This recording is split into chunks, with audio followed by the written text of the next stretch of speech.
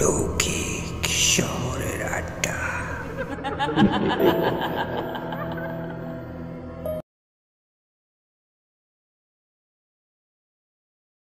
নমস্কার সবাইকে। আশা করছি আপনারা সবাই খুবই ভালো আছেন এবং সুস্থ আছেন। আপনাদের প্রণাম জানিয়ে আজকের গল্পটি শুরু করছি। শনিবার বিকেল 5টায় কলকাতার অফিস পাড়ায় তখন ব্যস্ততা কমে এসেছে। আমি আর কৈলাস দুজনেই একটা সরকারি দপ্তরে চাকরি করি। সপ্তাহের শেষে অফিস ছাড়ার পর আমাদের এক বিশেষ অভ্যাস, আমরা চলে যাই সেই উত্তর কলকাতার পুরনো বাড়িটায়, যেখানে থাকেন এক রহস্যময় বৃদ্ধ, যার নাম তারানাথ তান্ত্রিক। বয়সে 60 হলেও তার চোখে এক অদ্ভুত দীপ্তি, কণ্ঠে ঝরঝরে ব্যঞ্জনা। হুঁকোর ধোঁয়ার ফাঁকে ফাঁকে তিনি বলেন এমন সব কাহিনী যা শুনলে আধুনিক যুক্তি থেমে যায়, হৃদয় কেঁপে ওঠে।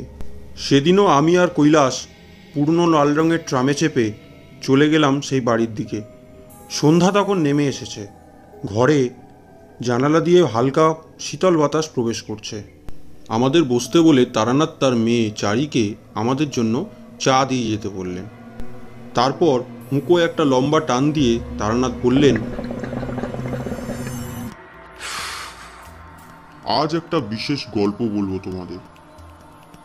আমি কৌতূহল বসে বললাম, আরে গল্পই তো আমরা শুনতে এসছি, বলুন বলুন। হৃদয়পুরের ডাক বাংলো, সেই কাহিনীর কথা শুনেছ তোমরা? কৈলাস কৌতূহল নিয়ে বলল, না শুনিনি তো।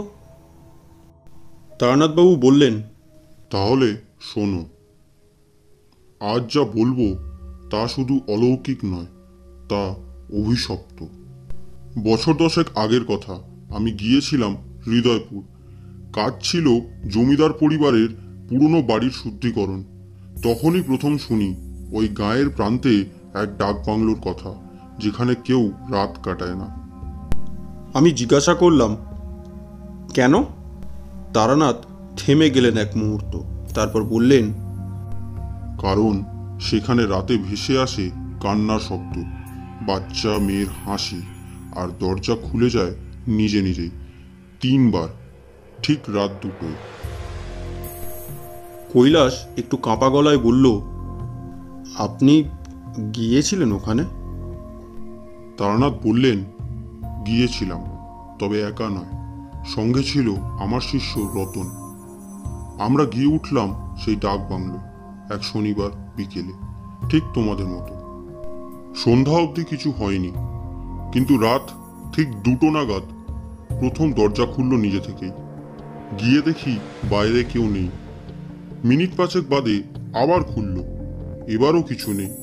আর তৃতীয়বার যখন খুলল, তখন আমরা দেখি দরজার সামনে দাঁড়িয়ে একটা মেয়ে, বয়সে বড়জোর 10। তার পরনে ছিল সাদা ফ্রক, খালি পা, চুপ করে তাকিয়ে আছে।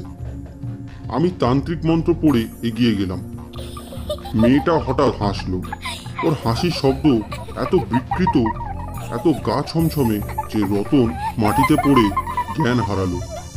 আমি তখনই বুঝেছিলাম যে সেটা মানুষ নয়, আত্মা।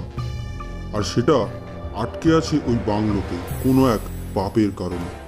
পরে খোঁজ নিয়ে জানতে পারি, এক ব্রিটিশ সাহেব সেই বাংলোয় এক বাচ্চা দাসীকে পুড়িয়ে মেরেছিল চুরি করার অভিযোগে। আমি কাঁপা কাঁপা গলায় বললাম, আর সেই আত্মাই ঘুরে বেড়ায়? হ্যাঁ, আমি তখন অনেক কষ্টে, অনেক পুরনো মন্ত্রে তার মুক্তি দিই, কিন্তু শর্ত ছিল সেই ডাক বাংলোয় আর কেউ যেন না আসে। এটুকু বলে তিনি থেমে গেলেন। কিন্তু মাসখানেক আগেই শুনলাম সরকার ওটা পর্যটনের জন্য খুলেছে। আবারও নতুন রং হচ্ছে, নতুন বিছানা। কৈলাস জিজ্ঞাসা করল, তাহলে এবার? তারানাথ দরজার দিকে তাকালো। বাইরের হালকা বাতাসে দরজা হঠাৎ খড়াত করে খুলে গেল। তিনজনেই চমকে তাকালাম। দরজার বাইরে কেউ নেই, শুধু মেঝেতে পড়ে একটা ছোট্ট সাদা ফ্রক। আর কোথাও থেকে একটা শিশুর হাসি ভেসে এলো, একটু একটু করে ঘরের দিকে এগিয়ে আসছে। তারানাথ চুপচাপ হুঁকোয় টান দিলেন। আজও যদি কেউ হৃদয়পুরের ডাকবাংলোয় যায়, সে যেন মনে রাখে মেয়েটি এখনও বাস্তবিত।